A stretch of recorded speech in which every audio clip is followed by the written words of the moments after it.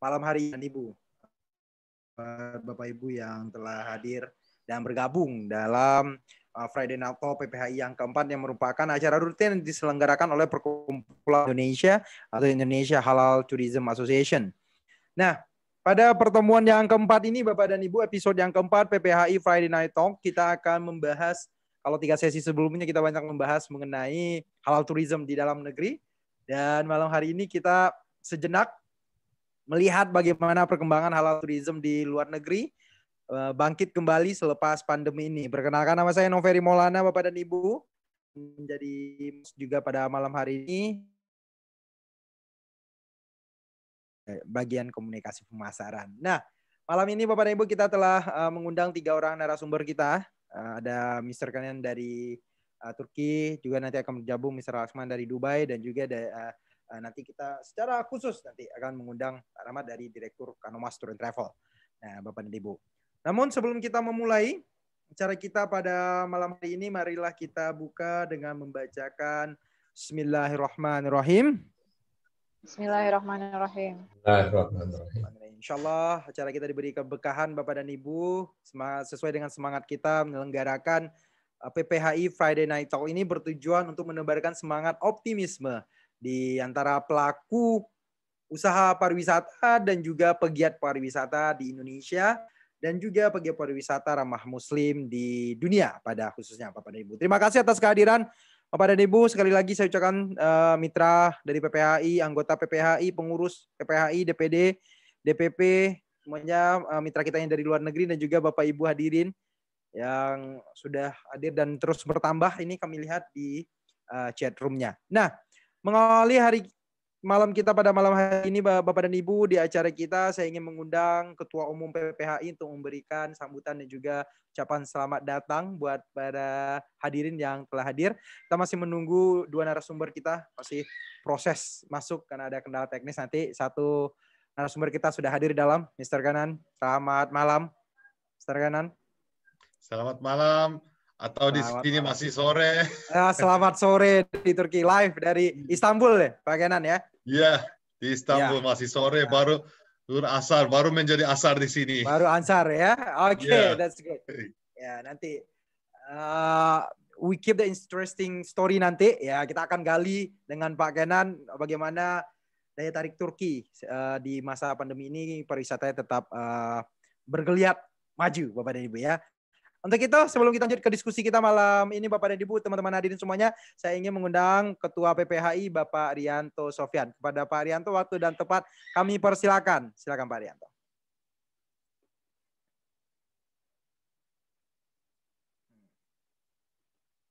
Masih mute Pak Rianto, maaf Pak. Oh iya. Ya, makasih Pak Ferry. Bismillahirrahmanirrahim. Assalamualaikum warahmatullahi wabarakatuh. Waalaikumsalam warahmatullahi wabarakatuh. Alhamdulillah wassalamu ala rasulillah, Bapak. Terima kasih Bapak Ibu yang telah hadir pada malam hari ini, acara rutin daripada PPHI Friday Night Talk. Juga terima kasih untuk Brother Kenan ya dari Turki. Terima kasih sudah menyempatkan waktunya untuk sharing dengan kita apa yang bisa kita kolaborasikan dalam rangka reviving the tourism industry, khususnya the halal tourism. Juga kepada Bapak Ibu dan semua yang hadir, ya insya Allah acara ini kan memang kita adakan dalam rangka untuk mempertahankan atau menularkan semangat optimisme melalui dan kita juga bisa meraih peluang-peluang yang ada melalui silaturahim ini, dan juga menjaring ukhuwah dan kolaborasi di antara kita supaya kita bisa saling dukung dan saling mendorong untuk bisa bangkit kembali. Saya pikir untuk menyingkat waktu, saya ucapkan kembali terima kasih atas semua kehadirannya dan partisipasinya. Semoga apa yang telah disajikan dan disiapkan oleh Pak Ferry beserta tim PPHI bekerjasama dengan Halal Talk dan sebagainya dapat menjadi suatu hal yang dapat menginspirasi kita semua, dan juga menimbulkan suatu kolaborasi yang bisa secara konkret kita laksanakan.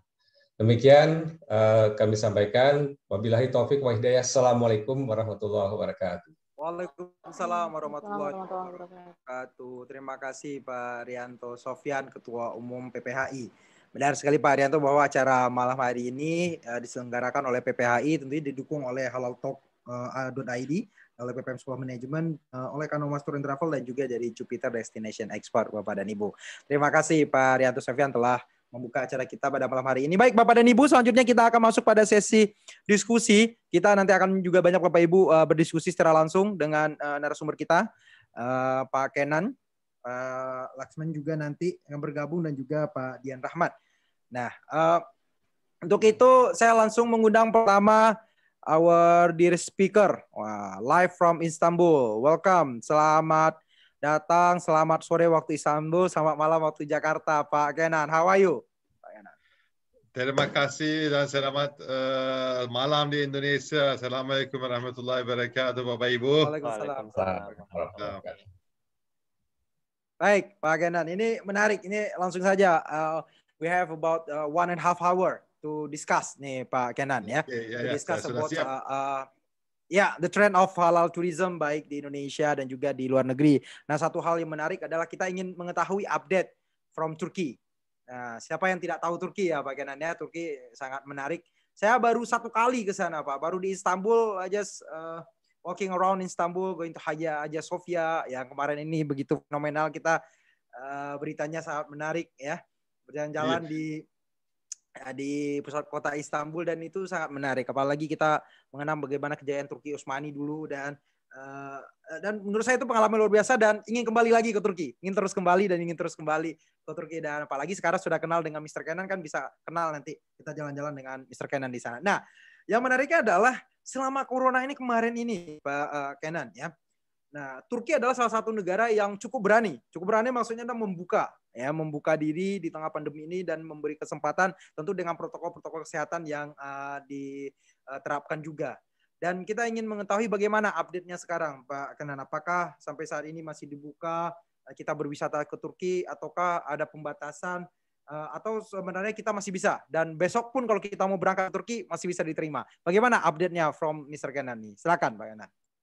Turki setelah menjadi corona ini, Turki tidak lama setelah di bulan Juni langsung dibuka untuk semua wisatawan dari luar negeri.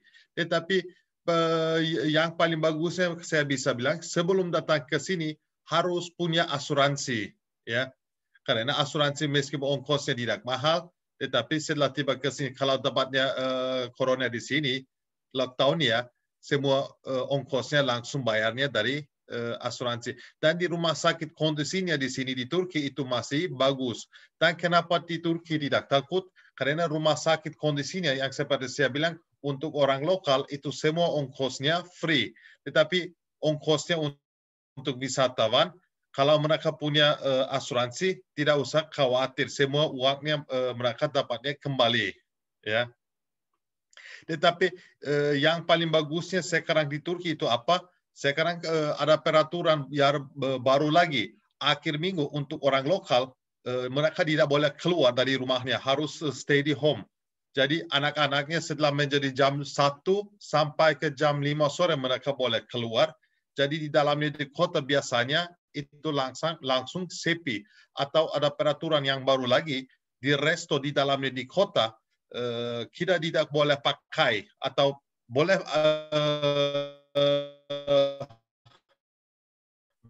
beli makanan, ambil langsung dibawa di makanannya. Jadi duduknya di luarnya di mana-mana kita bisa makan. Tetapi kalau kita perjalanan dari kota ke kota yang lain, on the way, di pinggir jalan ada resto di sana, kita bisa makan tanpa masalahnya. Contohnya, orang lokal hari biasa, dari hari kerja, dari Senin sampai ke Jumat, tidak ada perpetasan. Petasannya tidak ada. Tetapi akhir minggu langsung ada. Jadi kalau grupnya datang ke sini akhir minggu kali di dalam di kota Istanbul, langsung otomatis sampai ke siang di mana-mana itu sepi. Jadi untuk jalan-jalan itu lebih aman.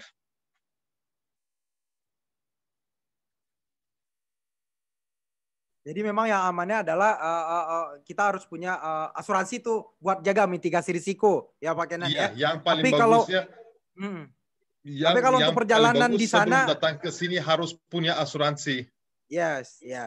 Tapi kalau perjalanan di sana sebenarnya tidak ada ya protokol kesehatan tetap ya dilaksanakan, tapi pembatasan secara umum tidak ada ya Pak Kenan ya. Ada, perbatasannya ada. Seperti ini. Contohnya dulunya kita bisa bawa grupnya dengan 40 orang, 45 orang. Tetapi sekarang seperti ini kita tidak boleh dibawa.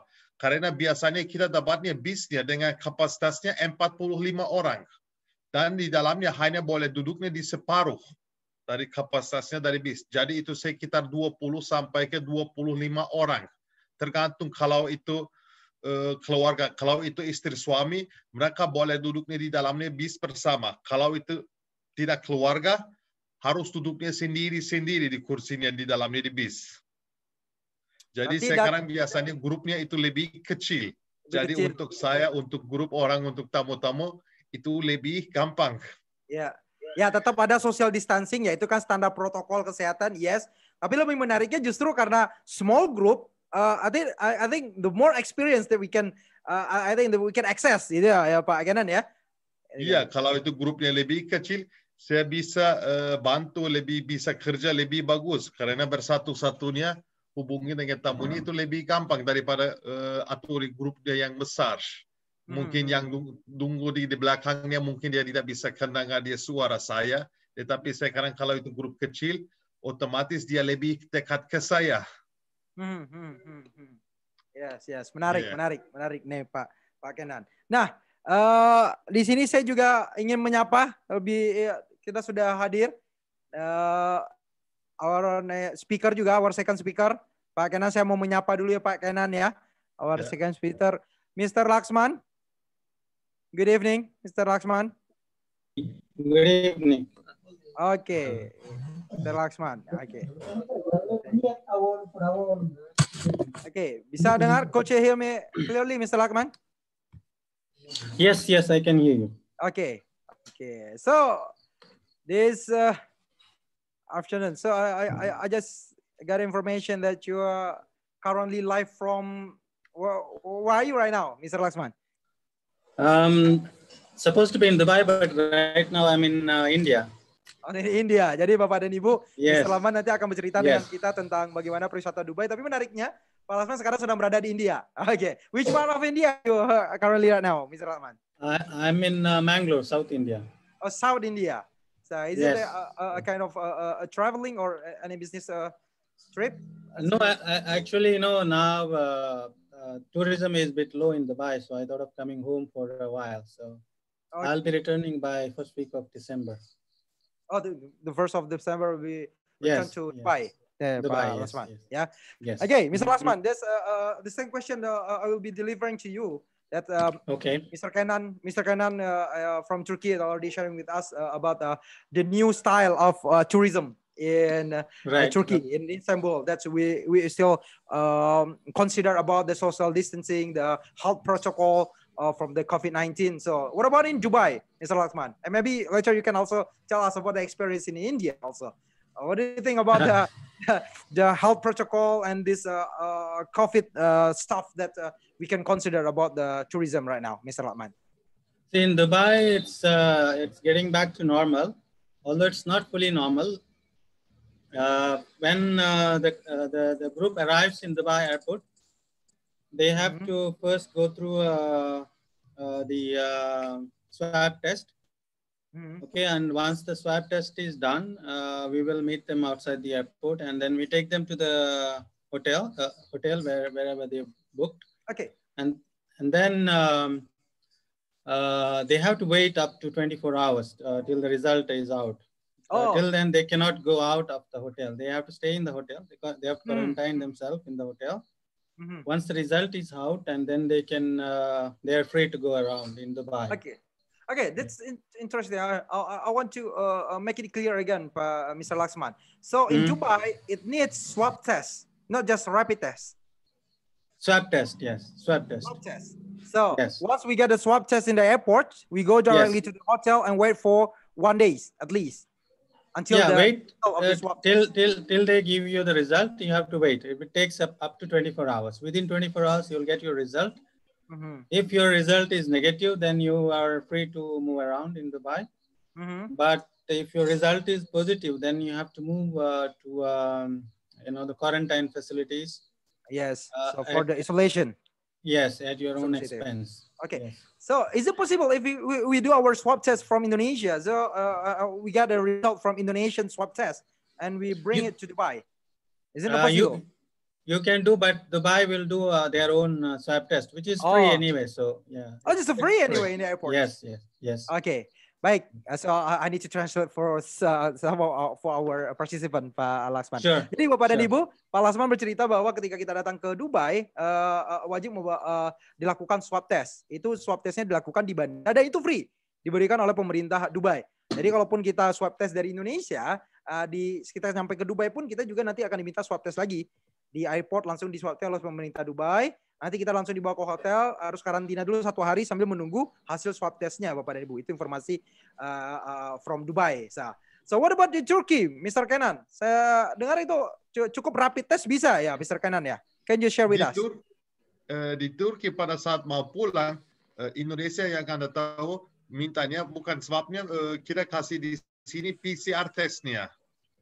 Tetapi kita membuat di PCR testnya bagaimana? Contohnya, kalau besok mereka mau pulang tamunya, 1 hari awalnya biasanya sore atau malam, kita langsung ambilnya di PCR testnya. Sekitar jam 12 jam sesudah, baru kita tepatnya di hasilnya. Jadi hasilnya, kalau kita membuat di PCR testnya malam, jadi besok siang kita dapatnya hasilnya sudah positif atau negatif. Setelah negatif, langsung kita bisa sudah jalan sorenya atau malamnya ke bandara. Okay. What about upon arrival, Pak Kenan? Apa? What kind of document? Pas kedatangan, pas arrival. Kita dapatnya langsung dokumennya dari rumah sakit. I mean in Turkey atau from Indonesia? I do dari my Turki. test. Dari Kementerian Rumah Sakit dapatnya di PCR testnya. Oke. Iya. Jadi di PCR test. What about the expense, Pak Kenan? Ini tergantung mau melakukan di mana. Bayarnya sekitar 250 sampai ke 350 lira tergantung rumah sakit. Anda pilihnya yang mana? Oke. Jadi memang ketika kita sudah mendarat harus kita PCR test dulu, begitu ya, Pak Kenan ya? Sebelum pulangnya, bukan sebelum pulangnya. Jadi pada saat mau datang ke Turki, tidak perlu PCR-nya atau swab testnya pada saat mau masuk ke Turki, tidak perlu. Hanya pada saat mau keluar dari Turki, atau lebih bagus untuk orang Indonesia yang mau pulang ke Indonesia ke tanah air, mereka harus perlu PCR testnya atau swabnya. Jadi di Turki swabnya belum ada, tetapi PCR ada. Because Indonesian government require that PCR test to coming back to Indonesia. Ya Pak Kenan ya. So interesting. Jadi Bapak dan Ibu ketika di Turki ya masuk bisa ya Pak Kenan ya. Nah pulangnya kita baru PCR test lagi nanti tuh sebagai salah satu persyarat ketika masuk kembali ke Indonesia. So the next question is interesting Pak Kenan dan Pak Laksman. Ini about the number the COVID case in Indonesia is still high and there are some stereotype from foreign country look to Indonesia. So is there like kind of stereotype when Indonesian tourists coming to Dubai, coming to Istanbul? Do we get any like negative stereotype that you're coming from Indonesia or you're coming from the Indonesia with a high case of COVID, so I don't want to accept you in my restaurant, so I don't want to accept you. I want to come near to you. So is there any kind of that stereotype in Istanbul or in Dubai? I want to ask Mr. Laksman first. In Dubai, what do you think about Laksman? In Dubai, there is nothing like that. As long as you maintain social distancing and wear mask wherever is required. But social distancing is a must. Otherwise, there is no problem. Dubai is much free. You just follow the protocol. That's all. Anyone can go and dine in. So it's still safe, yeah. Yes, So it's yes, still, very safe. I mean, it's still safe. There is no like a kind of stereotype to Indonesian tourists to coming to Dubai. So we will not get like the bullying like this. You're coming from No. It's like All tourists are welcome to Dubai. Okay, interesting. So our participant, Indonesian tourists, it's also welcome to Dubai. Don't worry. As long as you have like the swab test is negative and you require and you follow the protocol, the health protocol, and keep the social distancing, Pak Laksman, in Dubai, right? Yes, exactly. What about in Turkey, Pak Kenan? Is there any stereotype like that? Di Turki itu juga sama, orangnya orang lokal di resto, hotel-hotelnya, kalau mereka sudah lihatnya grupnya, mereka semua pintunya mereka sudah dibuka. Semua pintu-pintu otomatis langsung dibuka. Yang paling penting mereka lihatnya wisatawan. Kalau mereka lihat wisatawan, semua orangnya sudah menjadi di sini, senang sekali, bahagia. Siap menyambut, ya Pak Kenan, ya. Iya, kada. What about the mask? The mandatory using mask in the public, tempat umum, maskernya, Pak Kenan? Iya, di Turki sekarang di mana-mana kalau kita keluar dari rumah kita harus pakai masker. Tapi kalau kita tidak pakai, orang-orang yang lain, masyarakat langsung ulangnya lagi. Hey, pakai masker langsung, tutupnya mulut dan hidungnya juga. Ini minta dari wisatawan juga. Okay. Ya. Tetapi pada saat kita masuk ke hotel harus pakai. Tetapi nanti setelah di kamar tidak usah. Kalau kita di hotelnya kita makan di resto, di sana tidak perlu. Kalau ini untuk makan kita harus lepas. Ya. Tetapi kalau kita masuk ke museum seperti ini, di mana-mana harus pakai masker. Oke. That's I want to following up about the current update from Istanbul first, Pak Kenan. That's interesting. Could you share with us after the Hagia Sophia becoming masjid? So that's a new trend. With also a new attention also from Indonesian tourists. Ini terutama nih Pak Kenan, kita mau ke Istanbul untuk sholat di Hagia Sophia itu kan luar biasa experience-nya.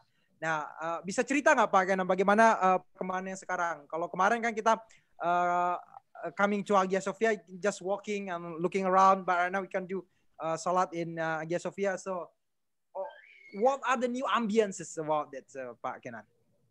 Apa itu sekarang berbeda dengan kemarin? Setelah menjadi di bulan Juli di Hagia Sophia ganti sebagai masjid, saya bisa bilang ini, 100% di Hagia Sophia belum siap untuk sebagai masjidnya.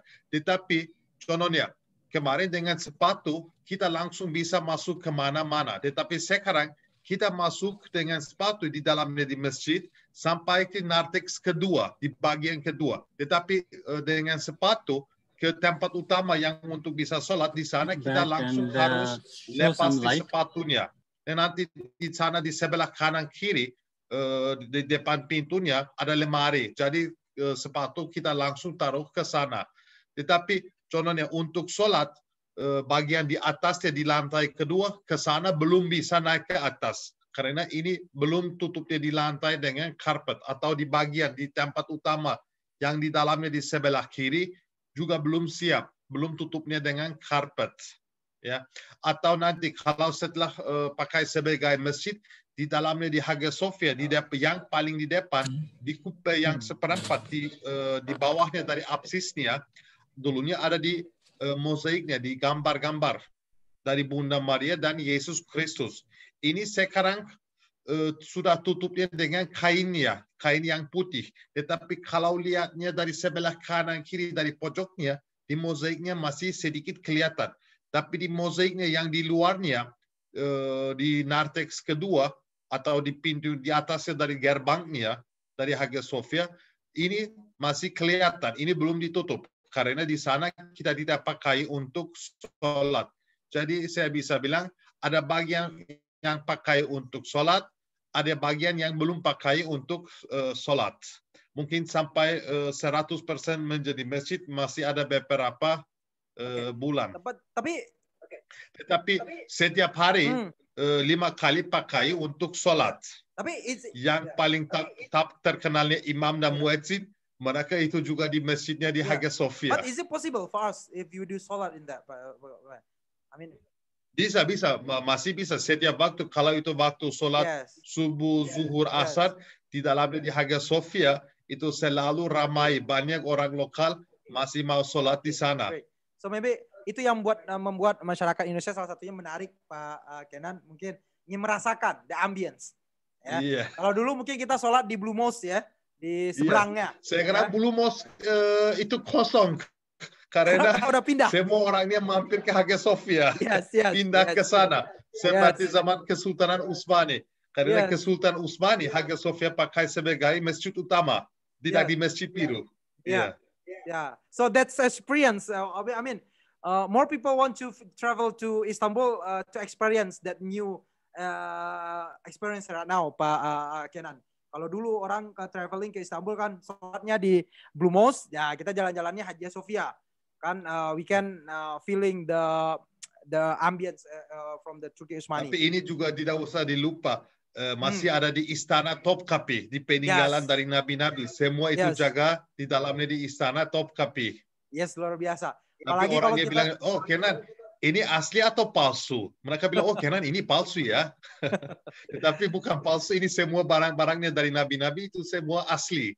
Yes, ini menarik. Apalagi kalau di belakang Museum Topkapi kan ada musolanya langsung menghadap lautan. Wah, itu luar biasa. Langsung ke Selat Bosporus. Yes, Bosporus. That's really interesting. Okay, I'm coming back to Mr. Laxman. Mr. Laxman. So, you're already getting the new light, Mr. Laxman. Yeah. Don't worry. I got stuck somewhere. Sorry.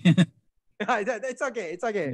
With the last one. So that's Mr. Kenan from Turkey already telling us about the new ambience in Istanbul, especially in Istanbul, in Hagia Sophia, the new trend for Indonesian tourists, especially Muslim tourists coming to Istanbul. What about in Dubai? But the one thing that remind in my mind about Dubai, I've never been to Dubai yet. I'm planning to come into Dubai in the upcoming years, so I will keep your context.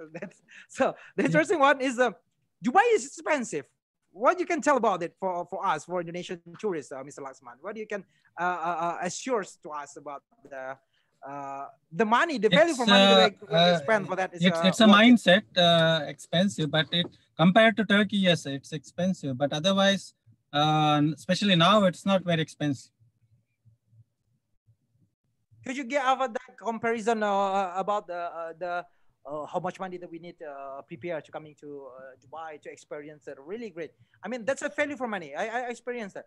That's a really value for money, and we can get some promotional for friends from travel agent that coming tonight. They will get a special price for that. Could you, do some marketing things that we want to come to Dubai, Mr. Laxman? See, Dubai, the main focus is shopping. We have many shopping malls around Dubai, and every shopping mall is now open, and every activities are now open. Like, there is a garden called Miracle Garden, and the tallest tower, Burj Khalifa, and Dubai Frame, where you can experience, olden part of Dubai and new part of Dubai, just being in one place. So, and many water parks, theme parks. So, there are many attractions now, and the price is very competitive compared to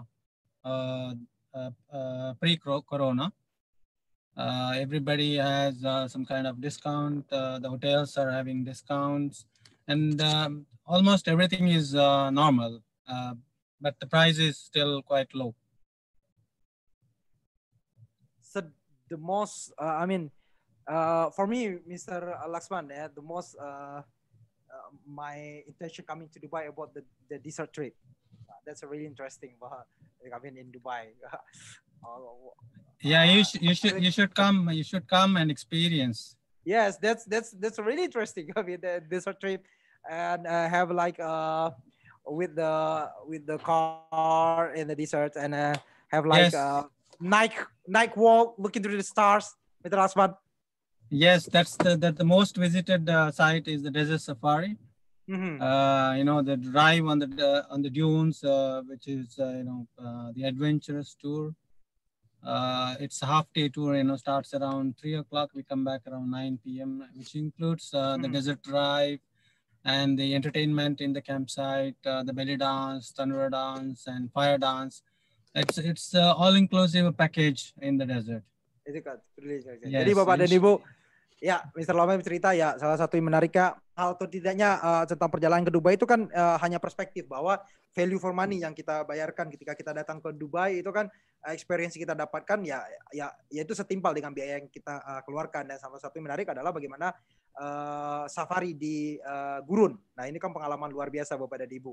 Melihat bintang di tengah malam, safari, naik onta dan lain-lain, itu juga menarik. Salah satu alternatif tujuan wisata ke Dubai yang banyak juga dicari oleh para turis, tidak hanya dari Indonesia tapi dari juga seluruh Indonesia.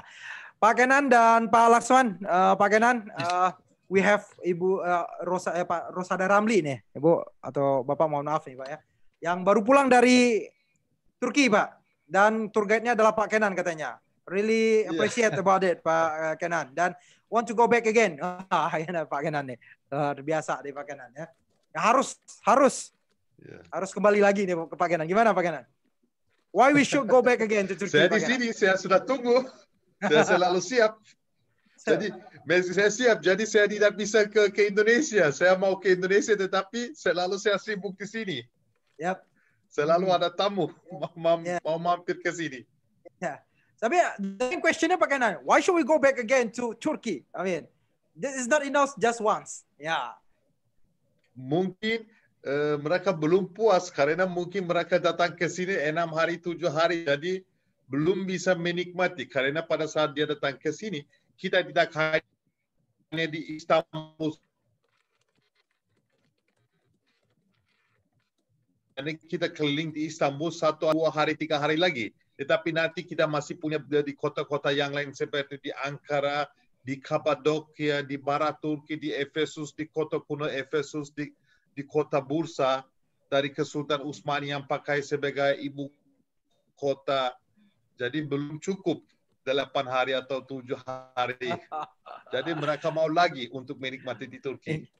I mean, that really make me cry, Pak Kenan, because I just visited Istanbul, not yet to Cappadocia. I mean, that's balon. Nah, aduh, itu luar biasa ya. Kalau harus ke Cappadocia ya, Pak Kenan ya. Iya. Ya, datang ke Turki, ya ke Istanbul, Cappadocia ada banyak. Tapi masalahnya dari Istanbul ke Cappadocia perjalanan dengan bis terletak sekitar 12 jam atau kurang lebih. Yes. Jadi otomatis 1 hari on the way ke Cappadocia. Yes, harus nambah hari, Pak Kenan. Jadi harus one trip hari to Istanbul, our next trip to Cappadocia. Yes, that's why we need to come back again in Turkey. Dan in Dubai, I want to experience the desert safari night. That's interesting. Nah, Pak Kenan dan Pak Laksman, saya mau mengundang. Nah, ini pembicara kita yang ketiga, salah satu pelaku wisata di Indonesia dari Kanomas Tour and Travel. Saya ingin mengundang Pak Dian Rahmat. Assalamualaikum Pak Dian Rahmat. Ya, masih mute Pak. Iya. Waalaikumsalam warahmatullahi wabarakatuh. Salam semuanya. Pak Dian. Nah, ini kita sudah berdiskusi tadi dengan Pak Kenan dan juga Pak Laksman. Pak Dian mengenai bagaimana pariwisata di Istanbul, di Turki dan juga di Dubai mencoba untuk melihat kembali nih Pak Dian, melihat bagaimana setelah kondisi pandemi ini, dan memang saat ini kita sedang beradaptasi dengan new normal. Nah, saya ingin bertanya ke Pak Dian Rahmat sebagai direktur dari Kanomas Tour and Travel, salah satu penyelenggara perjalanan juga ke wisata ke Turki, ke Dubai dan juga banyak tujuan yang lainnya. Nah, apakah memang Pak Dian setelah kondisi new normal ini nanti diberlakukan dan kebijakan untuk perjalanan wisata terutama outbound kita juga sudah mulai ada keringanan dan juga ada perhatian-perhatian khusus dari pemerintah. Nah, wisata kita untuk terutama outbound nih Pak Dian Rahmat ya, itu akan menggeliat lagi nggak Pak Dian? Turis-turis Indonesia ini menurut Pak Dian behavior pariwisatanya akan seperti apa setelah pandemi ini Pak Dian? Silakan Pak Dian. Baik, terima kasih. Kami sebagai pelaku pariwisata di Indonesia sebetulnya sudah yakin dan siap untuk melayani kembali para calon-calon tamu untuk berjalan-jalan ke luar negeri, ke Dubai, ke Turki juga. Dan saya yakin juga semua travel agent yang ada di Indonesia juga siap. Cuman masalahnya mungkin dari calon travelernya yang belum siap.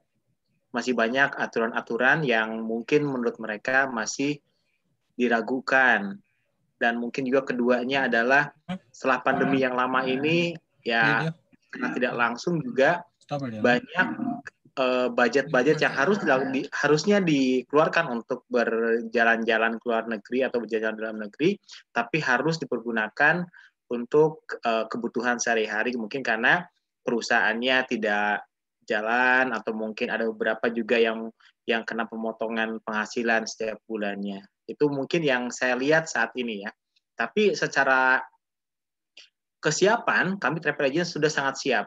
Kami sudah juga mempelajari semua prosedur-prosedur yang harus dilakukan oleh travel agent, gimana cara menghandle dalam masa pandemi ini, dan kami juga sudah melakukannya itu, dan untuk umroh pun kami sudah melakukannya.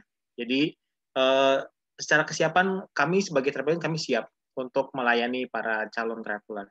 Ya, ini juga menarik Pak Rahmat, bahwa kemarin ini kan kita umroh dari pemerintah Arab Saudi juga sudah menerima jamaah dari Indonesia. Udah pilot project yang kemarin sudah mulai kita lakukan, dan alhamdulillah cukup lancar ya Pak Rahmat ya. Nah, ini kan trennya dulu Pak adalah umroh plus nih Pak. Kita jual paketnya yang menarik juga buat jamaah Indonesia, salah satunya umroh plus Turki dan umroh plus Dubai. Ini adalah dua destinasi yang sangat populer di masyarakat Indonesia. Betul. Setuju. Nah, apakah nanti hal ini juga trennya ke depan akan bangkit kembali seperti itu, atau jangan-jangan Pak nanti akan menjadi tujuan yang terpisah Pak? Umroh ya umroh aja, dan Turki aja, Dubai aja. Bagaimana Pak Dian Rahmat melihat ini ke depan nih, Pak Rahmat? Silakan Pak.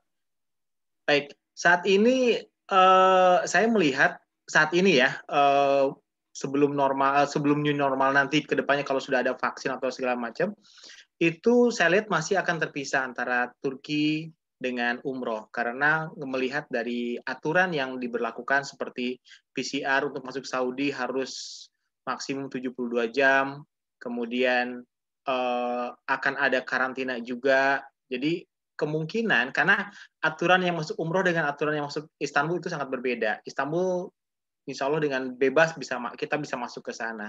Cuma aturan yang di Saudi yang mungkin akan sedikit merepotkan apabila kita harus menggabungkan kedua destinasi itu, Pak. Jadi saya pikir sampai dengan nanti mungkin diketemukannya vaksin sehingga kita bisa lebih bebas dibanding yang sekarang, saya pikir itu akan menjadi sebuah program yang berbeda antara umroh dengan tur yang lainnya seperti Istanbul atau dengan Dubai. Begitu, Pak. Berarti Pak Rahmat, mungkin ini salah satu strategi juga buat Bapak Ibu teman-teman pelaku usaha Pak ya di bidang tour and travel, mungkin menjual paketnya juga dipisah mungkin nanti ya Pak ya. Betul. Yang hadir malam hari ini juga mungkin sharing dari Pak Rahmat dari Kanomas juga bisa sharing bahwa sepertinya tren ke depan adalah umroh ya, fokus umroh saja. Tidak lagi seperti dulu yang trennya adalah umroh plus perjalanan Dubai dan juga perjalanan Turki. Karena baiknya kita sekarang karena peraturannya berbeda, standarnya berbeda, protokol tiap negara juga berbeda. Dan kita harus pelaku usaha harus memperhatikan hal itu. Begitu ya Pak Rahmat ya?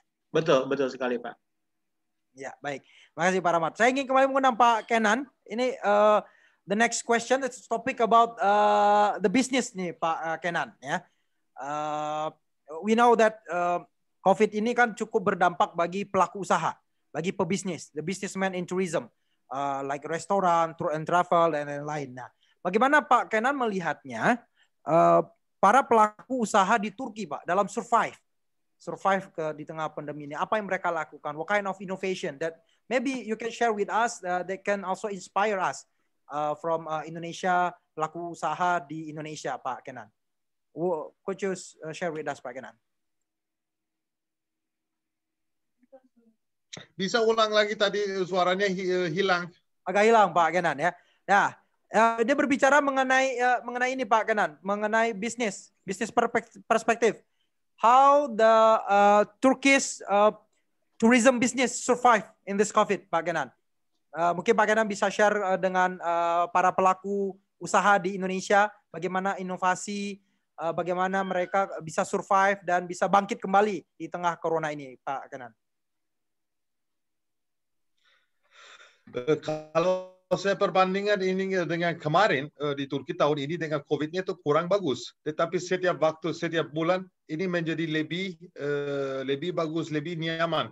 Karena sekarang sudah mulai tambahnya lagi wisatawan. Tetapi ini saya mau ulang lagi. Ada larangan untuk orang lokal dan juga untuk orang wisatawan dari malam sampai ke pagi. Supaya ini larangan itu hanya untuk akhir minggu. Hari ini akhir minggu biasanya orangnya langsung mau keluar, mereka mau jalan-jalan. Supaya mereka tidak bisa jalan, pemerintah bilangnya lebih bagus Anda duduknya di rumah, jadi wisatawan bisa jalannya lebih aman, lebih nyaman. Tetapi kalau itu hari kerja, perbatasan larangan tidak ada. Tetapi untuk resto, mereka bilangnya di dalamnya di kota, restonya boleh dipakai, tetapi hanya tidak boleh dimakan. Harus beli langsung dibawa. Tetapi kalau itu kita sebagai wisatawan selalu sedikit di dalamnya di kota, di waktu yang lain biasanya di luar kota yang kita jalan. Tetapi kalau kita di luar kota, larangan tidak ada. Itu bebas. Langsung kita bisa pakai semua resto atau di hotelnya di resto semua tanpa larangan. Dan bisnisnya hanya tahun ini ke Turki sudah datang sekitar 3,5 juta sudah datang ke sini wisatawan. Tetapi meskipun sekarang di musim dingin di Istanbul masih ada yang paling banyak wisatawan dari Rusia dan Ukraina. Ketika dari Asia Tengah, dari Asia saya bisa bilangnya itu orang Indonesia. Oh, the number Indonesian tourists. Tetapi nanti dengan wisatawan di Istanbul, saya bisa bilang ini. Dulunya ada rombongan dari Eropa juga. Tetapi sekarang rombongan dari Eropa belum ada. Tetapi mereka wisatawan dari Eropa ke Istanbul ada. Tetapi mereka datang ke sini biasanya akhir minggu atau dengan langsung berdua bertiga mereka datang ke sini. Mereka keliling-keliling di dalamnya di kota lama. Tidak dengan rombongan, langsung sendiri-sendiri. Oh, okay. Like a solo traveling style mereka. Backpackers. Lebih banyak ada backpackers. Ya, European style. Banyak memang seperti itu European style. Pak Kenan. Baik. What about in Dubai, Pak Laksman? Interesting. Like we know that during this COVID-19 pandemic, that in Indonesia, Indonesian tourism really hit bad by this COVID-19 impact, Pak Laksman. What about in Dubai? What about in tourism industry in Dubai? Is it also, I mean, impact really bad also like Indonesian tourism? What about in Dubai? Would you like to share with us, Pak Laksman?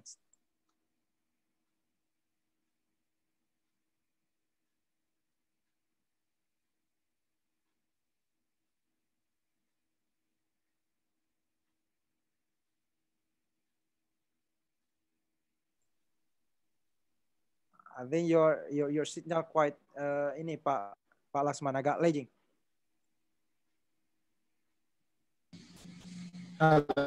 Can you hear me? Yeah, yes. We're gonna hear you, Pak Laksman. Yes. So in Dubai, of course, Dubai very bad.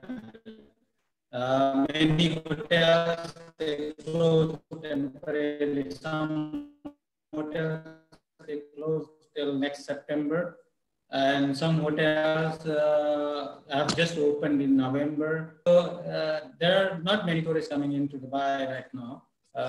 Many hotels are still empty for the local people, and there are some quarantine packages for the government. Picking up slowly, but not completely picked up. Now, currently we have tourists from the CIS market, from Russia, from Ukraine, from Kazakhstan, Azerbaijan, and African.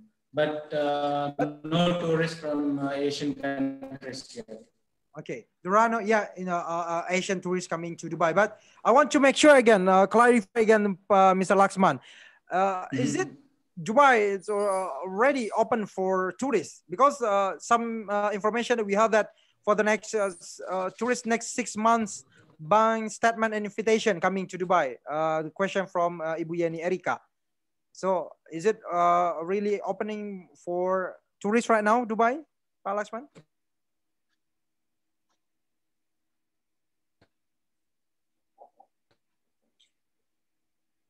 I think we lost some connection from you, Pak Laksman. I mean, okay, we will be back again for Pak Laksman. Either there's some technical problem. Panitia mungkin bisa kontak Pak Laksman. Some technical problem. So yes, Dubai is 100% open for tourism since July, but for a few days they have some restrictions for some national. Still the same for any tourist coming into Dubai. The visa is easy to open visa like before, and it's the same procedure. There's no change in the procedure. We just need passport copy and photograph to process the visa. So it's open. So okay. Nah, menariknya it's still open. Since July it's already open. Dubai already open, Bapak dan Ibu. Jadi Bapak dan Ibu masih dari Mr. Akmas. Oke. Nah, informasi dari Mr. Laksman bilang bahwa Dubai setelah open. Nanti Bapak Ibu juga bisa tanya perwakilan dari destination Jupiter Destination Expert di Indonesia bahwa apakah Dubai sudah open atau belum. Tapi dari informasi dari Pak Laksman barusan Bapak dan Ibu bahwa Dubai sudah open sejak Juli dan awal November ini hotel-hotel sudah mulai banyak lagi yang buka. Walaupun memang turis-turis dari Asia terutama dari Indonesia juga belum banyak yang datang ke Dubai. Tidak seperti Turki. Yang datang ke Turki kan sudah banyak, sudah rame datang ke Turki. Nah, ke Dubai memang belum banyak yang datang berwisata ke Dubai, tapi telah buka, ya. Dan juga dari Pak Rahmat tadi menyatakan bahwa ketika nanti tren berwisata kita ke depan, kalau dulu adalah paket bundling Bapak dan Ibu, umroh plus Turki, umroh plus Dubai, nah sepertinya nanti karena adaptasi baru ini Bapak dan Ibu bahwa bisa saja nanti paket-paket wisata ini jadi terpisah, umroh ya umroh saja karena protokol dan standarnya berbeda. Ke Turki ya Turki saja dan ke Dubai ya Dubai saja. Nah, selanjutnya Bapak dan Ibu, kalau Bapak dan Ibu memiliki pertanyaan boleh silakan ketik atau nanti juga bisa raise hand. Nanti saya akan persilakan untuk sharing pertanyaannya dengan kita. Nah, sambil Pak Ibu ketik dan juga nanti bisa raise hand atau ketik saya ingin menyampaikan pertanyaan langsung, nanti juga saya bisa persilakan nanti buat Bapak dan Ibu ada raise hand. Ibu Rosada Ramli. Wah, ini Ibu Rosada tadi ya. Saya jadi bingung Ibu atau Bapak. Ini Ibu Rosada Ramli ingin menyampaikan secara langsung, silakan Ibu. Oleh saya sedang bergabung dari tengah sini, silakan Ibu. Oke. Assalamualaikum warahmatullahi wabarakatuh. Waalaikumsalam warahmatullahi wabarakatuh. Saya mau nanya ke Pak Kinan, apa kabar Pak Kinan? Baik. Masih ingat Pak? Saya pergi tanggal di apa? Maaf, sudah lupa. Otak saya kecil, tidak bisa ingat semuanya. Kan saya pakai masker waktu itu, jadi nggak kelihatan muka. Iya. Ibu baru pulangnya kapan Bu dari Turki Bu? Saya perginya tanggal 1 September, terus kan 8 hari ya, jadi sampai Indonesia tanggal 8. Tapi kepergian, saya mau klarifikasi dikit. Jadi kepergian saya dan keluarga itu untuk uji nyali ya. Sebelum pergi saya mengamati pesawat. Jadi saya yakin untuk pergi karena saya sering ikut Zoom meeting itu di pesawat itu tempat paling aman, zero virus karena mereka punya teknik HEPA gitu. Jadi itu yang bikin kita yakin mau berangkat. Terus juga kita sebelum berangkat kita juga memastikan kondisi kita walaupun tes syaratnya rapid, tapi kita berangkat kemarin dengan PCR. Jadi kita nggak mau uji nyali gitu loh ke sana gitu. Jadi itu sih alasan kita pergi. Pertanyaannya untuk Pak Kinan, seandainya nih Pak, ini titipan pertanyaan dari teman saya. Dia pas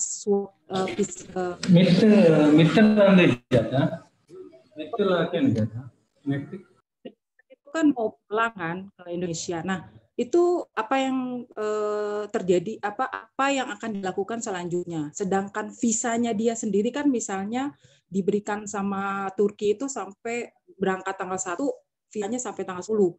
Tanggal 9 dia dinyatakan positif COVID. Nah, itu gimana Pak? Itu aja pertanyaan saya, dan saya pasti akan kembali lagi ke Turki Pak. Oke, baik, terima kasih Bu Rosada Ramli terkait visa tadi ya Bu ya, dan juga nanti terkait bagaimana izin masuk ke Turki. Pak Kenan bisa memberikan tanggapan atas pertanyaan dari Ibu Rosada Ramli, Pak?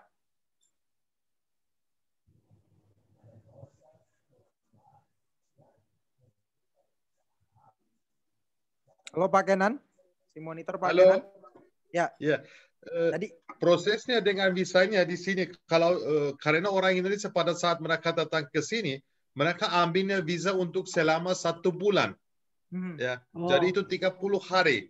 Dan tetapi nanti kalau mereka ke sini untuk libur, mereka biasanya 8 atau 9 hari.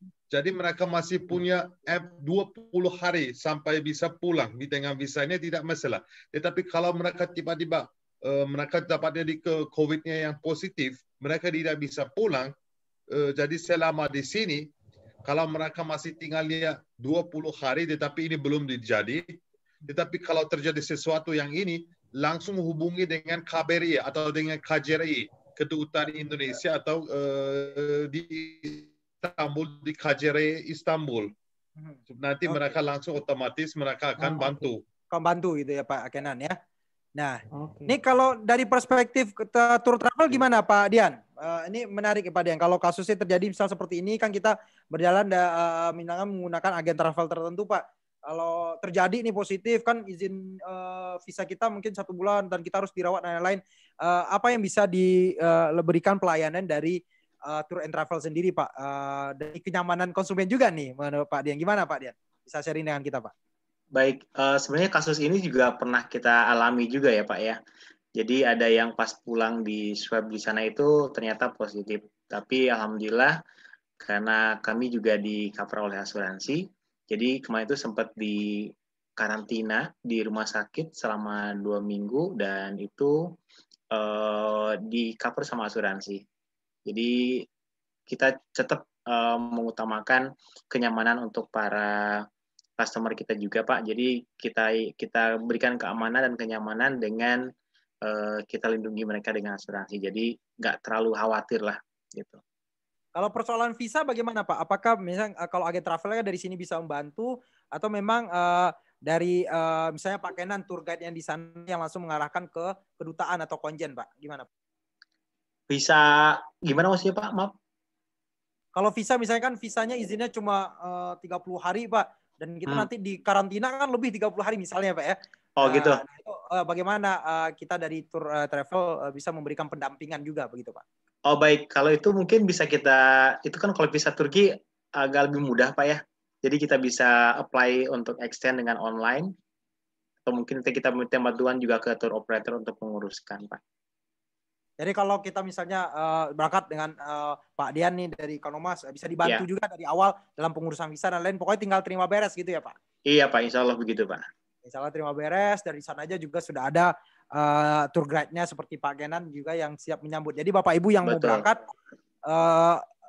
maksudnya enaknya menggunakan tour travel adalah kita udah diterima nih Pak ya. Tinggal terima beres, tinggal duduk santai, udah diatur di sana lah ibaratnya. Protokol kesehatannya juga sudah ditentukan dan ditetapkan. Begitu Pak Dian. Gimana, Pak? Memang seharusnya begitu Pak. Jadi kami sebagai travel agent yang insya Allah ingin memberikan pelayanan yang semaksimal mungkin supaya calon traveler kita itu nyaman dan merasa aman Pak. Dalam kondisi seperti ini kan banyak prosedur-prosedur yang memang harus kita lakukan. Dan itu merupakan suatu yang tidak bisa ditawar juga Pak.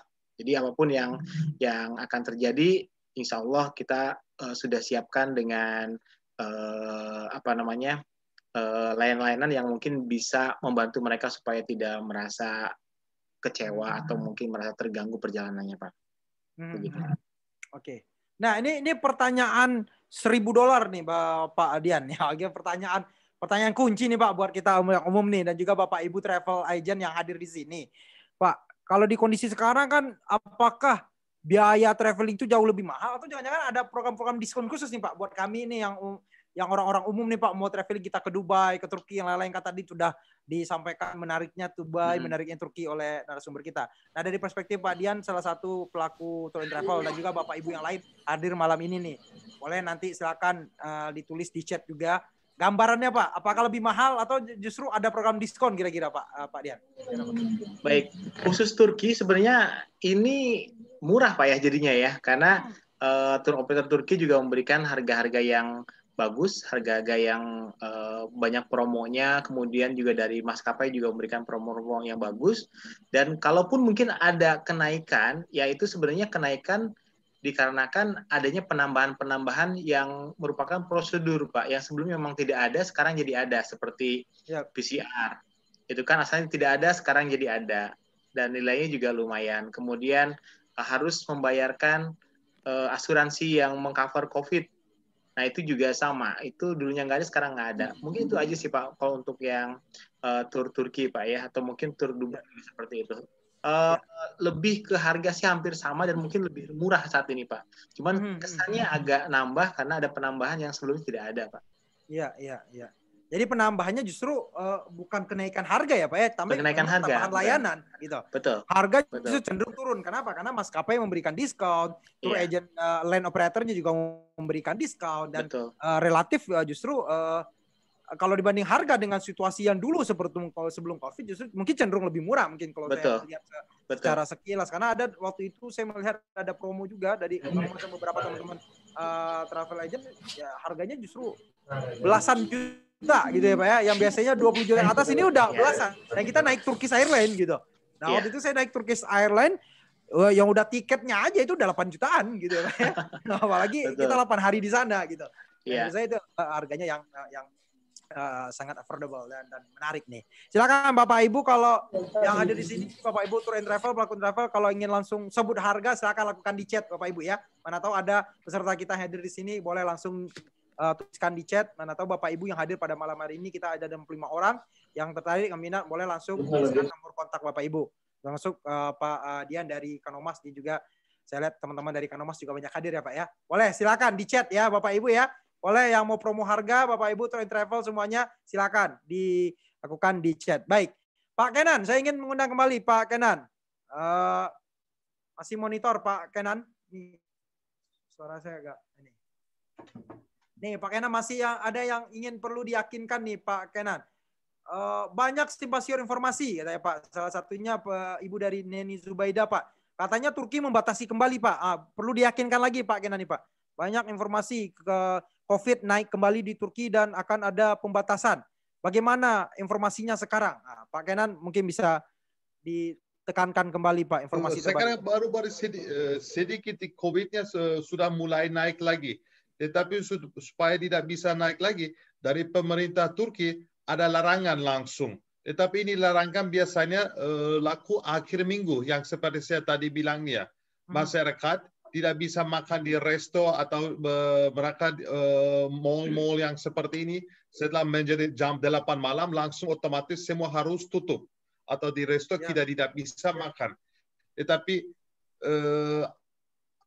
hari kerja dari hari Senin, Selasa, Rabu sampai ke Jumat supaya masyarakat tidak sering bisa keluar di lapangan, jadi bilang ke resto, semua restorannya hanya boleh kasih makanan take away, jadi harus bayar langsung di bawah, tidak bisa duduknya di resto, supaya masyarakat sendiri tidak bisa menghubungi di waktu di luarnya, supaya lebih bagus mereka duduknya di rumah.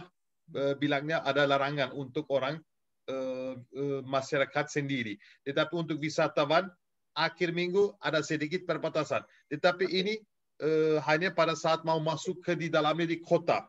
Tetapi kalau kita berangkat dari hotel jam 8 pagi, ini kita bisa untuk pindah ke kota-kota yang lain. Seperti ini, untuk orang perjalanan tidak ada. Ya. Berarti memang ada pembatasan tertentu, tapi secara umum masih buka ya Pak ya? Turki masih buka. Contohnya, kalau mau masuk ke Hagia Sophia jam 8, jam 9 pagi, Hagia Sophia buka jam 8. Ini bisa. Tetapi kalau itu akhir minggu, orang lokal ini tidak bisa. Itu sudah tutup untuk orang lokal. Karena mereka bisa keluar setelah jam 10 siang. Tetapi untuk orang yang kerja di kantor yang seperti ini, mereka boleh keluar. Untuk orang yang kerja, larangan tidak ada. Jadi memang ada larangan untuk orang lokal dan untuk turis yang lain memang ada ketentuan dari pemerintah Turki sendiri ya Pak Kenan ya. Iya. Memberikan keleluasaan juga dan memberikan apresiasi juga buat para turis, para pendatang. Iya. Baik Pak Kenan. Pak Laksman, Mr. Laksman, what about in Dubai? That's interesting. So Pak Kenan from Turkey already shared with us about some limitation in Turkey, especially like we gonna coming to the restaurant after 8 p.m. So what about in Dubai, Pak Laksman? Is there any limitation also that's applied in Dubai, especially in a restaurant, mall, and other tourist destination, Pak Laksman? See, the restaurants, yes, the capacity is only 60%. And the seating is also arranged accordingly in each table. So it will not be crowded like before. And of course, they have to keep social distancing all the time. And wearing masks whenever they are not dining. So, and in the malls, the same, you need to maintain social distancing and wear masks. But the rest, everything is open. In the same, you know, there is no other restrictions except maintaining distance and wearing mask. The rest is same like before COVID. Okay.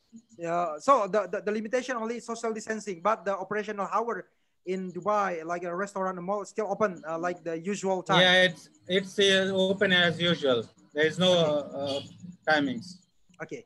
Jadi Bapak dan Ibu, informasi dari Pak Laksman mengatakan bahwa di Dubai memang buka seperti biasa. Tidak ada pembatasan apakah sampai jam 8 atau seperti Indonesia kan kita dibatasi restoran tidak buka sampai malam atau apa. Yang berlaku di Dubai adalah social distancing tetap perlu diperhatikan dan kapasitas di restoran dan mall yang lain hanya diisi boleh sampai maksimum 60%. Ya, 60% the capacity dan yang berlaku di Dubai dan yang lain. Nah, ini kan jadi menarik Bapak dan Ibu ketika kita bawa tamu-tamu dari misalnya dari Indonesia yang datang ke sana dan lain-lain, tentu kan ini juga menantang gitu ya bahwa pemberlakuan social distancing dan lain-lain harus kita perhatikan. Nah, I want to hear the experience, ingin mendengar pengalaman dulu nih, pengalaman unik Pak.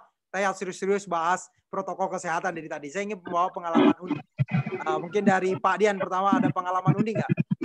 Bedanya membawa turis Indonesia nih traveling ke luar negeri punya pengalaman unik nggak Pak dari Kanoma sendiri ini Pak? Apa yang unik bahwa misal Pak harus bawa makanan kita ke restoran harus bawa sambal khusus gitu ya Pak ya? Nah ada cerita-cerita yang unik seperti itu nggak Pak? Dari mana selain kita bicara soal ketakutan terhadap corona yang lain, nah ingin pengalamannya unik nih kira-kira dari Pak Dian nih nanti. Ada nggak Pak? Sih, saya ngomong-ngomongin orang juga Pak ya. Saya buat tuh ya saya bicara sendiri aja Pak. Iya, Pak. Saya masih Pak? Seperti yang Bapak bilang. Jadi kalau ke restoran di Turki itu mulut saya masih mulut Sunda itu. Jadi harus bawa sambal. Sambal ya, itu salah gimana, satunya Pak? Ya, terus yang unik yang kedua, mungkin kalau yang pertama kali ikut tur Turki dibawa ke toko jaket kulit itu masih semangat Pak ya. Tapi tuh yang kedua Pak, dia udah tahu tuh. Saya nggak mau ke situ.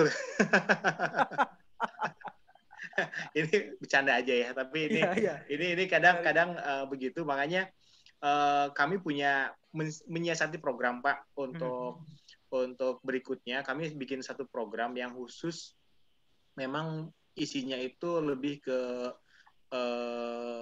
bicara mengenai sejarah Pak, sejarah Ottoman. Jadi kami memang bikin program, kebetulan yang jadi ikonnya adalah Ustadz Ferik Xiao.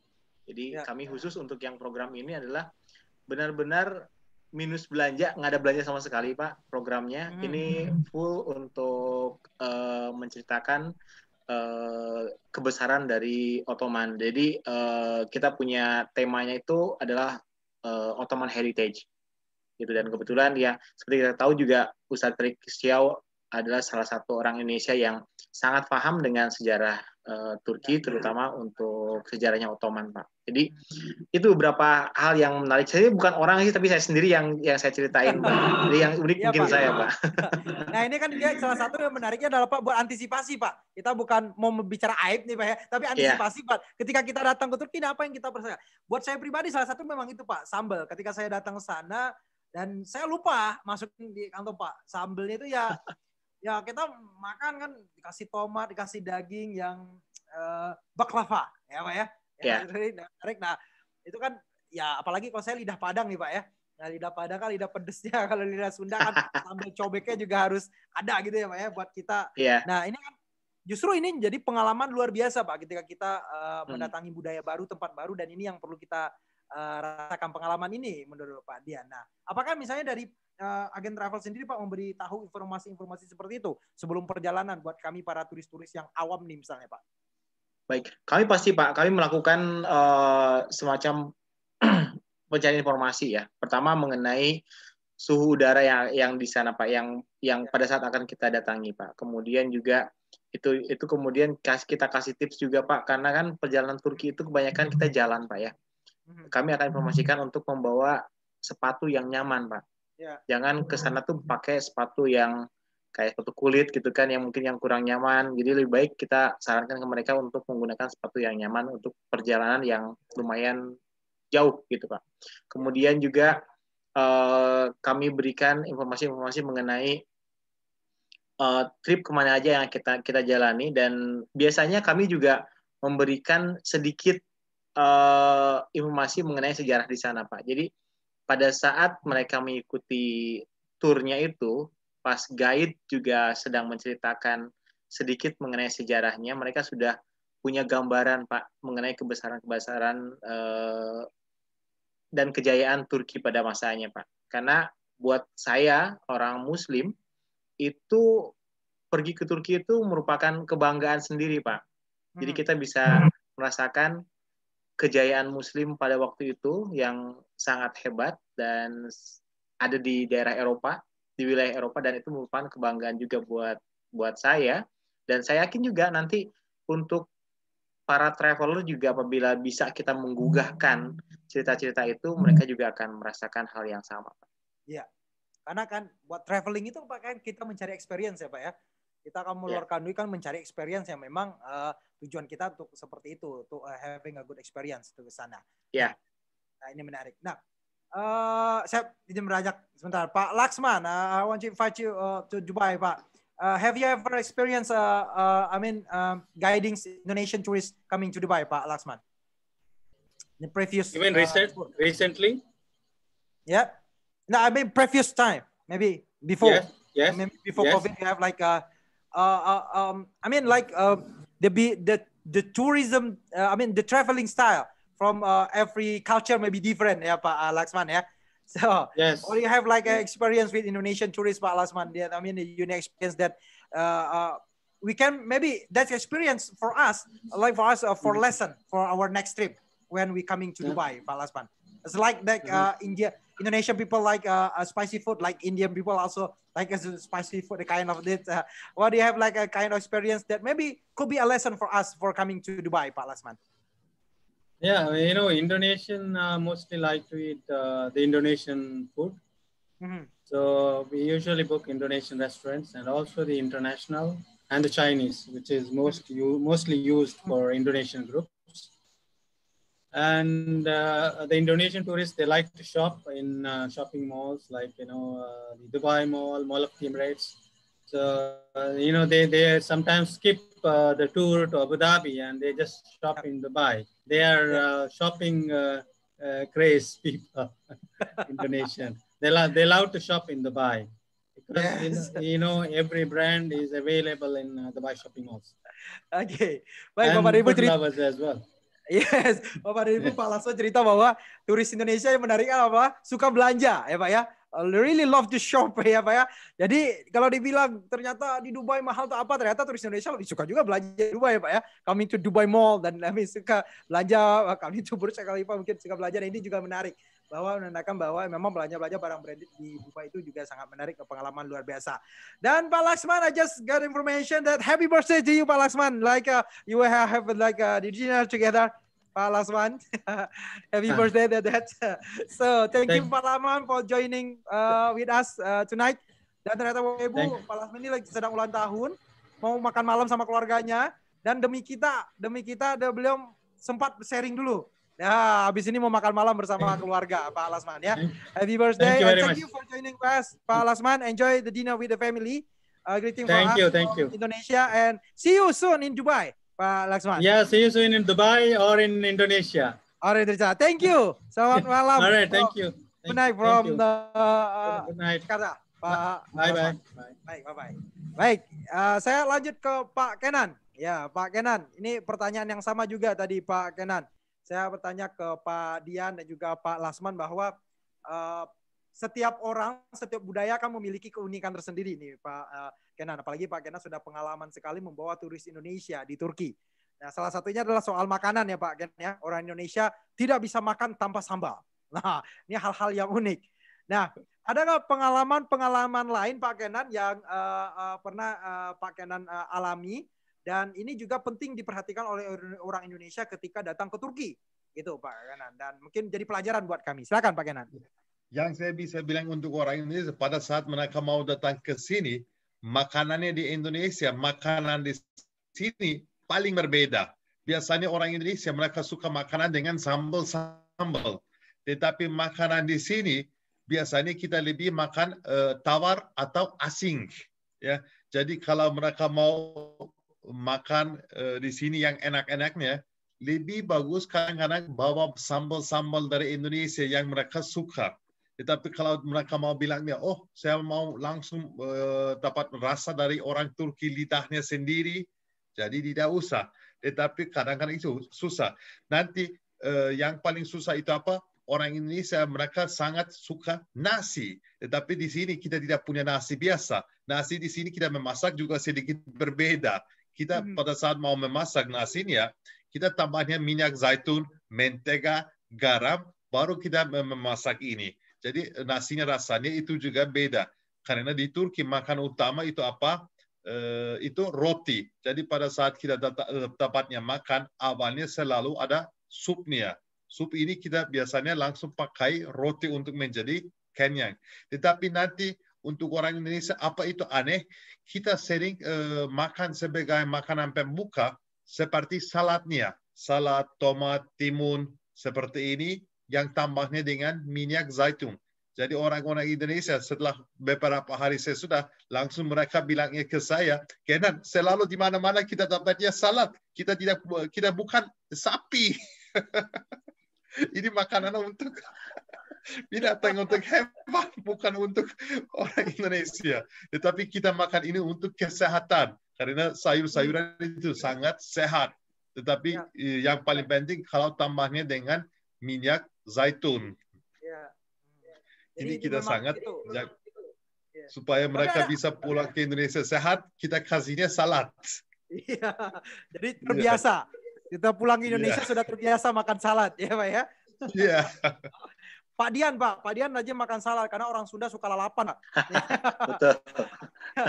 Yang agak bahaya itu adalah orang yang kayak saya, Pak. Orang Padang tuh sukanya pedas, Pak, dan bersantan ya Pak Dian ya. Dari ini, oke. What about ini juga Pak, cuaca ya Pak ya, suhu ya Pak ya. Di Turki kan ada musim, di Indonesia kan kami hanya ada musim hujan dan musim panas. Nah di Turki kan walaupun ada salju nggak Pak ya di bagian-bagian Turki Pak? Di Turki ada salju, tapi ini tergantung dengan bulannya. Contohnya bulan depan itu di bulan Desember. Di bulan Desember itu di musim dingin. Jadi tiba-tiba bisa turun salju. Tetapi ini tergantung dengan kotanya juga. Di Istanbul bisa turun salju. Tetapi nanti kalau kita jalannya ke barat Turki, ke İzmir atau ke Efesus, di sana di bulan Desember mungkin tidak pernah turun salju.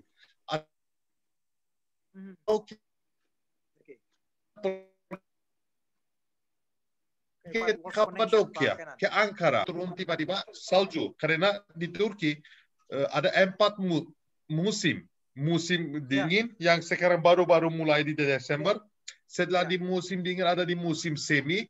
Pada saat musim semi, suhu udara itu sekitar, saya bilang untuk Istanbul, itu sekitar 15 sampai ke 20 derajat. Nanti di bulan Juni, Juli, Agustus itu di musim panas. Pada waktu di musim panas di Istanbul, di dalamnya di Istanbul, suhu udara bisa naik sampai ke 30-32 derajat. Setelah di musim panas, mulai di musim gugur. Bulan Agustus, September, Oktober, November bisa bilang juga.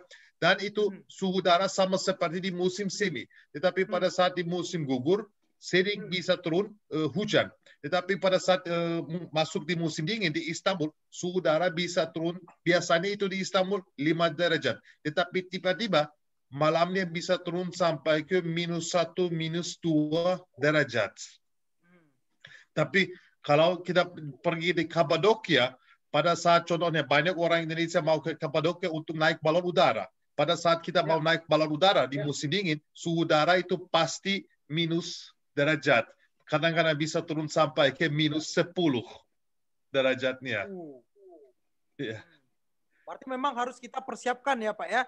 Apalagi orang Iya, Indonesia. siap. Kalau mau sekarang baru-baru datang ke puncak, Turki. Iya, kalau mau datang di bulan Desember, Januari, Februari ke Turki, siap-siapin topi, sarung tangan harus siap-siapin. Ya. Jadi menarik ya Pak ya. Karena kita orang Indonesia kalau ke puncak aja Pak Dian, kita udah topi, sarung tangan juga udah lengkap ya Pak ya. Padahal itu baru sarung. Sarung 5 derajat ya Pak ya. Untuk jadi orang Indonesia yang dingin artinya itu 15 sudah dingin untuk orang Indonesia. Tetapi 15 di sini itu masih sejuk, masih hangat. Iya. Orang Indonesia 15 derajat itu udah dingin Pak gitu ya Pak Kenan ya. Apalagi kita sampai 5 derajat dan kalau malam bisa drop suhunya sampai -1. Nah, pertanyaan satunya sebelum nanti saya pindah ke Pak Dian nih Pak Kenan nih. Nah, ada 4 musim. Apa yang menarik di setiap musim ini kita berjalan ke Turki Pak? Atau kalau misalnya pertanyaannya musim mana yang paling menarik, rasa-rasanya setiap musim menarik ya Pak ya. Karena beda-beda yang menarik tiap musim. Menurut Pak Kenan bagaimana? Ya. Untuk jalan-jalan di musim dingin itu juga bagus, langsung kita bisa merasa dingin-dinginnya. Tetapi dan itu di luarnya lebih sepi. Tapi yang paling, tetapi kadang-kadang masih ada orang-orangnya yang belum lihat salju. Jadi mereka bisa lihat langsung saljunya di musim dingin. Tapi nanti di musim semi, menurut saya musim semi dan musim gugur itu yang paling bagus musimnya untuk jalan-jalan. Kenapa?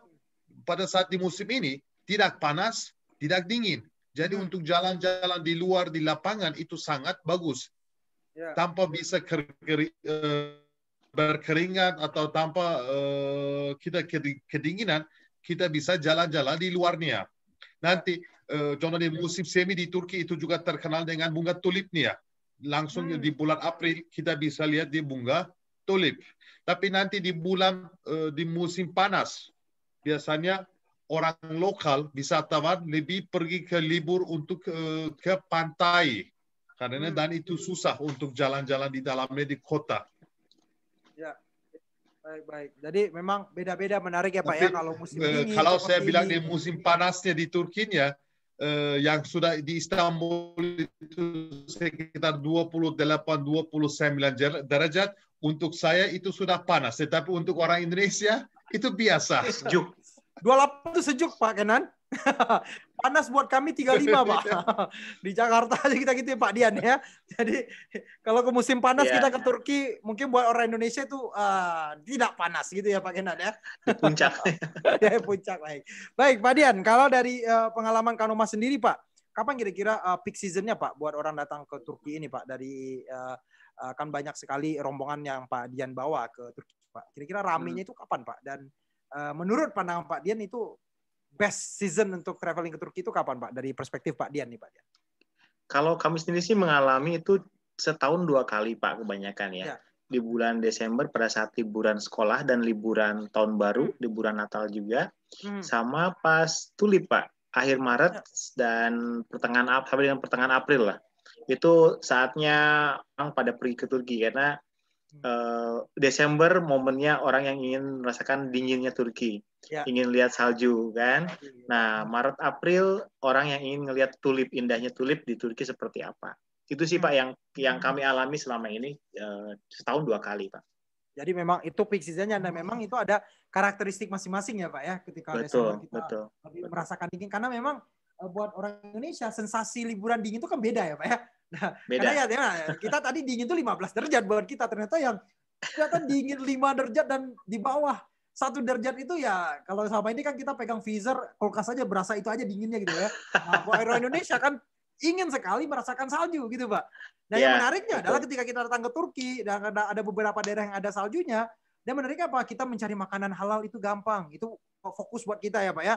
Tempat sholat kita, daripada kita pergi ke tempat-tempat yang lain yang majority non-muslim majority gitu, kan susah cari tempat sholat, makanan halalnya kita khawatir. Nah menariknya di Turki itu seakan-akan menjadi all in one ya Pak ya. Iya. Nah, betul. Apalagi tadi ada bunga tulipnya, experience Eropanya kita juga dapat tuh, karena Turki memang berada di dua sisi itu, begitu Pak Dian.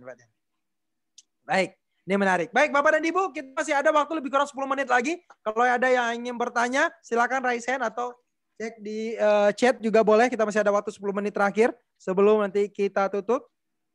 Ini saya ada dapat chat dari Ibu Ekis ya, Lili Tours. Ini mau menyampaikan pertanyaan Ibu.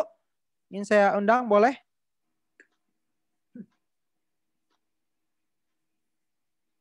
Halo Ibu. Ya. Saya belum ya. Silakan. Itu kalau mau bertanya. Oke. Kalau masih ada kendala teknis sepertinya, nah kita mulai punya 10 menit terakhir Pak Kenan. Bisa Pak Kenan yakinkan kami hadirin, kita punya dari 60 hadirin dari tadi yang hadir pada malam hari ini, yang masih ragu-ragu untuk liburan datang ke Turki nih Pak Kenan. Gimana ajakan atau promosi dari Pak Kenan supaya liburan ke Turki nih? Gimana Pak Kenan? Silakan. Untuk datang ke Turki seperti Pak Dian bilangnya, sekarang kita baru-baru masuk ke Turki. Meskipun sampai sekarang belum turun salju, mungkin pada saat Anda datang ke sini sudah bisa turun tiba-tiba salju, ya. Nanti bisa menikmati di Turki dengan sejarahnya, dengan Kesultanan Utsmani, dengan bangunannya, atau sebelum Kesultanan Utsmani pada saat Romawi, peradaban Romawi, banyak budayanya kita bisa lihat di sini. Atau bukan hanya di dalam di kota-kota besarnya, di kota lama, di kota kuno, atau alamnya dari Pamukkale atau ke Kapadokia. Bisa lihat ini semuanya. Luar biasa. Pamukkale dan Kapadokia, my next destination Pak Kenan. Insya Allah nanti nabung sana ya Pak Kenan ya. Langsung ke sana Pak Kenan. Terima kasih Pak Kenan atas sharingnya, cerita dengan kita pada malam hari ini. Pak Dian, boleh Pak? Sama-sama. Penutup kita pada malam hari ini Pak, apa yang membuat Pak Dian meyakinkan kepada audiens sampai kita tetap patuhi protokol kesehatan, patuhi pencegahan COVID-19, tapi dengan kondisi-kondisi ini juga kita juga sudah mulai terbuka untuk traveling nih Pak Dian. Bagaimana ajakan atau himbauan dari Pak Dian selaku pelaku wisata Pak? Silakan Pak Dian. Baik, untuk Bapak-bapak dan Ibu-ibu, teman-teman semua, para pengusaha travel agent. Jadi mungkin saatnya sekarang kita sama-sama memberikan semacam edukasi buat calon traveler. Jadi beritahu ke mereka kalau perjalanan sekarang itu insya Allah aman. Asal selama kita mengikuti prosedur yang berlaku. Jadi lebih baik kita persiapkan segala sesuatunya itu sudah prosedur dan berikan kenyamanan kepada para calon traveler sehingga mereka juga bisa menceritakan apabila sudah mengikuti perjalanannya, menceritakan ke yang lain kalau perjalanan sekarang itu insya Allah bisa dilakukan dengan aman. Begitu aja Pak. Baik, terima kasih banyak Pak Dian. Terima kasih banyak Bapak dan Ibu. Mudah-mudahan bermanfaat buat kita pada malam hari ini, insya Allah berkah. Dan terima kasih banyak Pak Kenan. Tunggu kami di Turki. Ya. Terima kasih Pak Dian Rahmat dari Kanomas Tour and Travel, Direktur Utama Kanomas Tour and Travel telah sharing dengan kita, dan juga terima kasih, thank you untuk Mr. Laksman. Kami juga mengucapkan terima kasih untuk Jupiter Destination yang telah menghadirkan pembicara kita malam ini. Jupiter Destination Expert ingin mengetahui Mr. Kenan dan juga Pak Laksman, boleh kontak langsung Jupiter Destination Expert. Kalau ingin tahu paket-paket pariwisata dan promo-promo khusus dari Konomastun Travel, bisa kontak langsung Pak Dian ya. Nah, dari juga Konomastun Travel ada juga di sini. Juga hadir teman-teman kita ternyata dari Saiman Gia dari Malaysia ya Pak ya. Terima kasih sudah bergabung dengan kami pada malam hari ini. Dan Bapak Ibu, sebelum kita tutup nanti kita berfoto bersama dulu, boleh Bapak dan Ibu silakan. Iya, akan dipandu oleh tim panitia, ada dari Pak Haris, Mas Rifai, dan Mbak Nina dari Sekretariat PPHI. Terima kasih telah menyelenggarakan acara kita pada malam ini. Silakan Bapak dan Ibu, buka kameranya, kita berfoto bersama. Iya, kita ada 3 halaman, boleh nanti kita senyum. Halaman yang pertama bisa, silakan Mbak Dina, Mas Rifai, dan Pak Haris boleh dibantu. 1, 2, 3. Oke, halaman kedua lagi. 1, 2, 3. Ya, halaman ketiga. 1, 2, 3.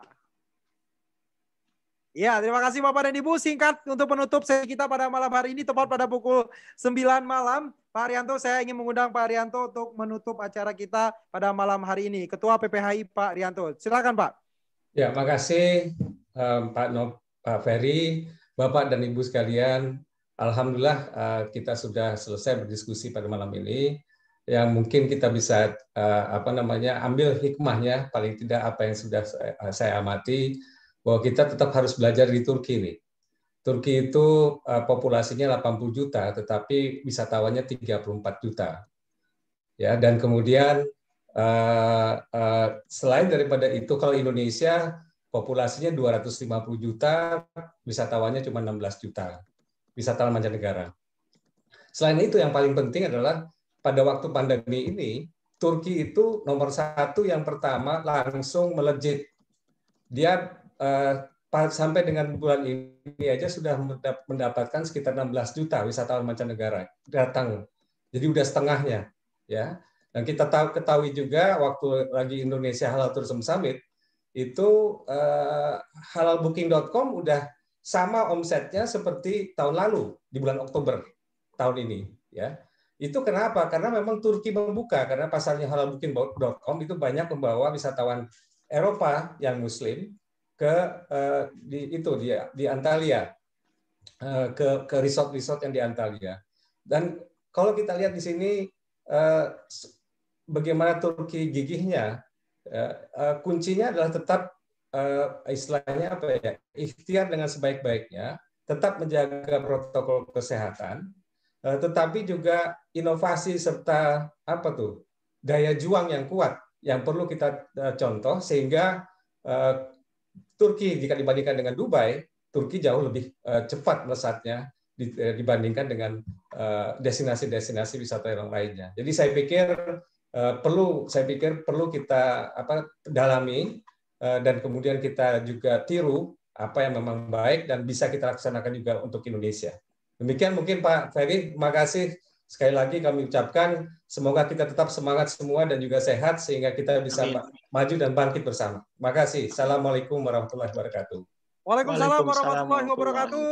Terima kasih banyak Pak Haryanto. Terima kasih Bapak dan Ibu. Insya Allah kita bertemu lagi dalam acara PPHI Friday Night Talk. Insya Allah kita lakukan setiap minggu atau 2 minggu sekali dengan topik tertentu, baik outbound maupun inbound, untuk demi suksesnya pariwisata halal dan pariwisata lama muslim di Indonesia. Atas nama panitia dan pengurus PPHI, saya Novery Maulana pamit undur diri.